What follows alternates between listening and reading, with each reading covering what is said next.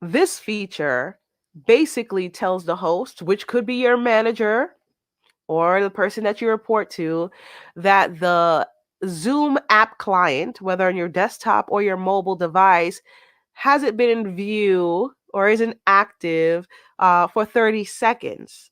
That means if you decide to, do something else, like check your email, be on Twitter, Facebook, do whatever you want, but not pay attention to the meeting, you could get caught out there. So I understand what Mashable was coming from. Mashable was trying to protect us from getting in trouble. But I want to add an alternative opinion about this feature, which they called Zoom Out on, and show how this feature can kind of help with the remote relationship.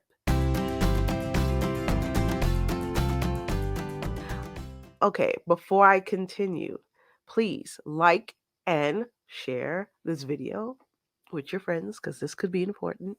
A big reason why managers are very uncomfortable with remote workers or remote working is because they haven't built uh, the confidence or trust that you will actually be doing work when you're at home, right? So, this Zoom feature could possibly prove them right. But I would suggest, how about using the feature to prove them wrong? So if you do pay attention, like say, okay, for this meeting, I'm going to focus 100% on what whoever is presenting, so that they don't see that little icon that says my Zoom app has been asleep.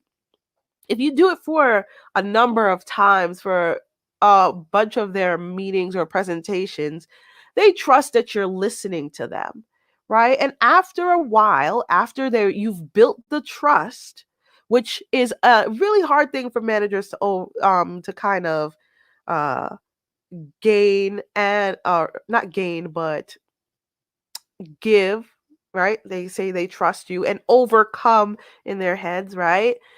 If you make them trust that you are an attentive person and you're paying attention to the detail, pay attention to the presentation that they worked very hard on, after a while, you can get some slack. No pun intended for a little app, little app joke. No, no, no. You get a little slack for not paying attention during a meeting, right?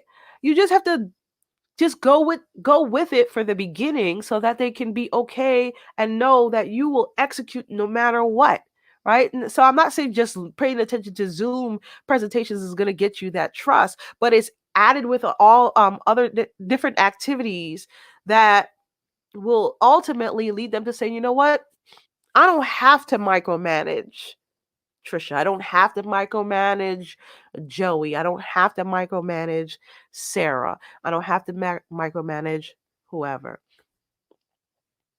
Use it to add to the other things that will help you gain the trust of your manager so they don't have to micromanage you.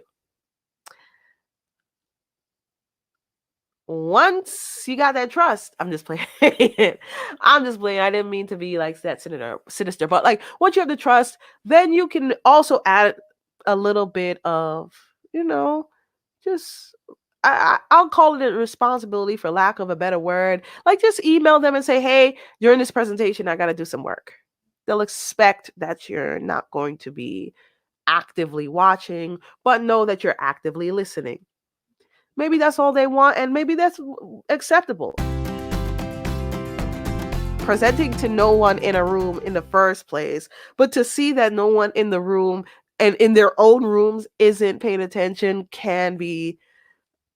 it can make a manager feel defeated or a host feel defeated because they did put a lot of work in it. So pay attention at first, gain the trust, then eventually write that email that says you gotta do other work while you're working, while you're listening, and they'll let it slide.